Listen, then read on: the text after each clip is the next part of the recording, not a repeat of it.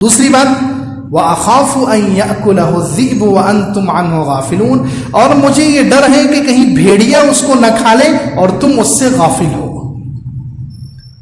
اب دیکھیں مفسرین کہتے ہیں پہلے حضرت یوسف علیہ السلام کے آزمائش کا ذریعہ وہ دو چیزیں بن گئی، اور حضرت یعقوب علیہ السلام کی آزمائش کا ذریعہ یہ جملہ بن گیا اخاف ان یاکلہ الذئب، مجھے ڈر ہے کہ کہیں بھیڑیا اس کو کھا لے اور تم اس سے غافل ہو۔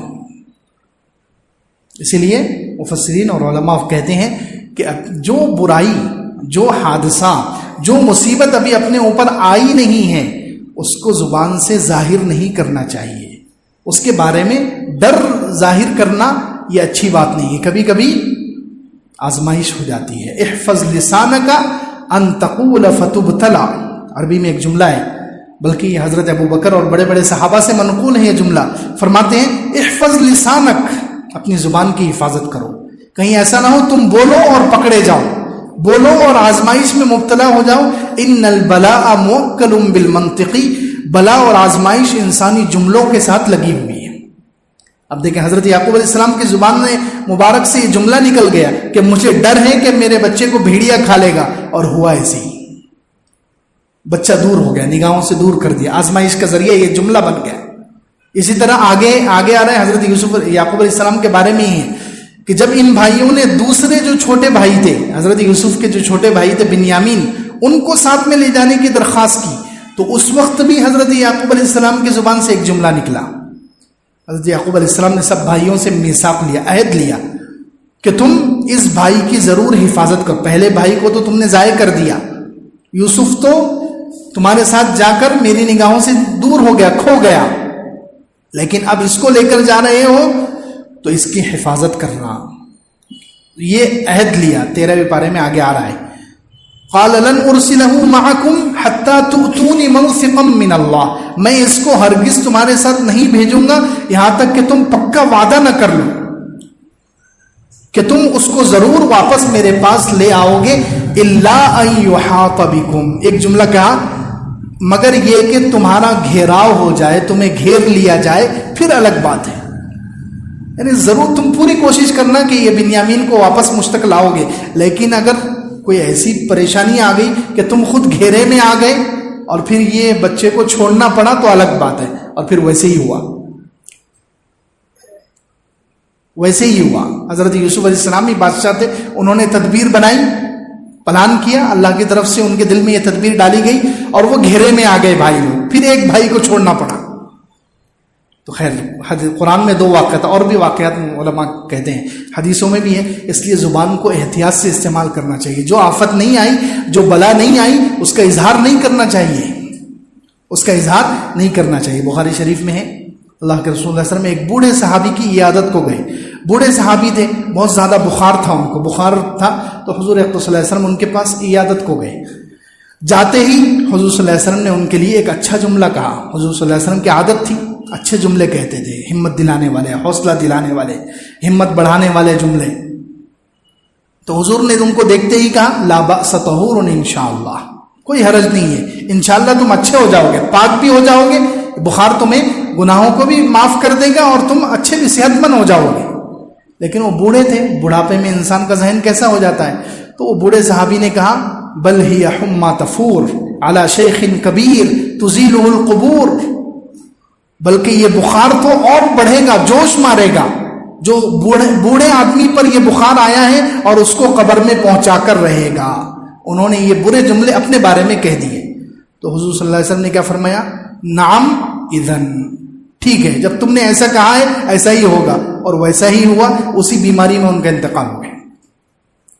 تو برے جملے نہیں بولنے چاہیے۔ اسی طرح ایک اور صحابی ہے ہلال ابن امیہ رضی اللہ عنہ، مشہور صحابی ہے، ان کے بارے میں وہ لعان کی آیتیں 18ویں پارے میں ہیں، سورہ نور میں لعان کی آیتیں اتری۔ کیسے کہ وہ حضور صلی اللہ علیہ وسلم کے پاس آئے، ابھی کوئی واقعہ پیش نہیں آیا، اور انہوں نے آ کر حضور صلی اللہ علیہ وسلم سے مسئلہ پوچھا کہ اللہ کے رسول صلی اللہ علیہ وسلم، اگر میں اپنی بیوی کو کسی کے ساتھ زنا کرتے ہوئے دیکھ لوں تو کیا کروں؟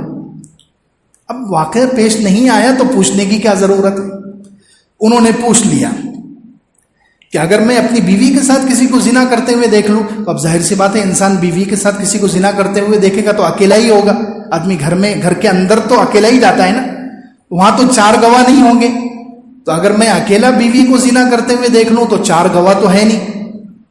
تو آپ یا تو مجھے کوڑے مارو گے کہ میں نے بیوی پر الزام لگایا ہے کیونکہ 4 گواہ نہیں ہے میرے پاس. زنا کے لیے, زنا کو ثابت کرنے کے لیے شریعت میں 4 گواہ ہونا ضروری ہے. 4 گواہ ہوں گے تبھی زنا ثابت ہوگا. اگر 4 گواہ نہیں ہے, پھر کتنی بھی مرتبہ آپ نے کسی کو زنا کرتے ہوئے دیکھا ہے, اگر 4 گواہ نہیں لا سکے تو پھر آپ کو 80 کوڑے پڑیں گے, الزام لگانے کی سزا. تو وہ کہہ رہے ہیں کہ میں اگر بیوی کو زنا کرتے ہوئے دیکھ لوں کسی کے ساتھ تو ظاہر سی بات ہے اس وقت 4 آدمی میرے پاس ہوں گے نہیں, تو یا تو آپ مجھے کوڑے مارو گے, یا پھر میں نے اگر جوش میں آ کر, غیرت میں آ کر بیوی کو قتل کر دیا کہ تو نے یہ کام کیوں کیا, تو تم لوگ اس کے بدلے میں مجھے قتل کر دو گے. یا پھر میں کیا کروں, کسی اور کو گواہ لے کر جاؤں اور بیوی کے بارے میں بتاؤں اور اپنی ذلت کروں. تو یہ تو عجیب بات ہے. تو اللہ کے رسول صلی اللہ علیہ وسلم خاموش رہے, اللہ کے رسول صلی اللہ علیہ وسلم خاموش رہے. اور کہتے ہیں مفسرین کہ سب سے پہلے وہ واقعہ ان کی بیوی کے ساتھ ہی پیش آیا. ان کی بیوی کو انہوں نے زنا کرتے ہوئے دیکھ لیا, پھر وہ شکایت لے کر آئے تو پھر آیت لعان اتری. آیت لعان کا مطلب یہ ہے کہ کوئی شوہر اپنی بیوی کے بارے میں زنا کا الزام لگا رہا ہے کہ میں نے اپنی بیوی کو زنا کرتے ہوئے دیکھا ہے, اس کے پاس 4 گواہ نہیں ہے. یعنی دوسری کسی عورت کے بارے میں اگر آدمی کہے کہ میں نے اس کو زنا کرتے ہوئے دیکھا, عدالت میں جا کر, قاضی کے پاس جا کر کہے تو 4 گواہ ضروری ہے. اگر 4 گواہ نہ ہو تو اس کو پھر 80 کوڑے پڑیں گے. لیکن اگر اپنی بیوی کے بارے میں اگر کوئی آدمی یہ الزام لگائے اور یہ کہے کہ میں نے اس کو زنا کرتے ہوئے دیکھا ہے, تو اس کا راستہ یہ کہ یا تو 4 گواہ لے کر آؤ. اگر 4 گواہ نہیں ہے تو پھر دونوں میاں بیوی کو 5-5 قسمیں کھانی ہیں. 4 قسم کھائیں گے کہ ہم سچے ہیں, میں نے جو دیکھا ہے. شوہر کہے گا میں نے اس کو زنا کرتے ہوئے دیکھا ہے, اللہ کی قسم کھا کر کہے گا. اور 5ویں قسم میں کہے گا کہ اگر میں جھوٹ بول رہا ہوں تو مجھ پر اللہ کی لعنت. اور بیوی اگر کہہ رہی ہے کہ میں نے زنا نہیں کیا تو اب بیوی کو بھی 5 قسمیں کھانی ہیں. وہ 4 قسمیں کھا کر کہے گی کہ میں سچی ہوں, میں نے زنا نہیں کیا, اور 5ویں قسم کھائے گی اور اپنے اوپر لعنت بھیجے گی کہ اگر میں جھوٹی ہوں تو مجھ پر اللہ کی لعنت. یہ آیتیں اتری. تو خیر بات چل رہی ہے کہ جب تک کوئی حادثہ پیش نہیں آیا, کوئی واقعہ پیش نہیں آیا, زبان کو کنٹرول میں رکھنا چاہیے. زبان کو جو ہے احتیاط, اچھے جملے, ہمیشہ اچھے جملے, مثبت جملے, منفی جملے نہیں, پازیٹیو بات کرنی چاہیے, اچھی بات کرنی چاہیے. بہت سارے لوگ کہتے ہیں بچے باہر نکلے, ارے مرے گا, ارے ایکسیڈنٹ ہو جائے گا, ارے یہ ہو جائے گا. یہ گندے جملے کیوں نکلتے ہیں زبان سے؟ کبھی کبھی ان کی وجہ سے آزما لیا جاتا ہے, کبھی کبھی ان جملوں کی وجہ سے آزمائش آ جاتی ہے. ہمیشہ نہیں, لیکن کبھی کبھی آزمائش آ جاتی ہے اور وہ جملے صحیح ثابت ہو جاتے ہیں اور انسان مصیبت کا شکار ہو جاتا ہے. جیسے حضرت یعقوب علیہ السلام کی زبان سے نکل گیا, مجھے ڈر ہے کہ بھیڑیا کھائے گا. تو اب بھائیوں نے وہی پلان بنا لیا, اسی جملے کو پکڑ لیا, اور بعد میں حضرت یوسف علیہ السلام کو کنویں میں ڈال کر آئے اور وہی بہانہ پیش کر دیا کہ آپ کے بیٹے کو بھیڑیا کھا گیا, آپ کو تو پہلے سے ہی ڈر تھا, وہی ہو گیا. تو اس لیے زبان کو احفظ لسانک ان تقول فتبتلا, اپنی زبان کو کی حفاظت کرو, کہیں ایسا نہ ہو کہ تم بولو اور آزمائش میں پڑ جاؤ, کہ آزمائش انسانی جملوں کے ساتھ لگی ہوئی ہے.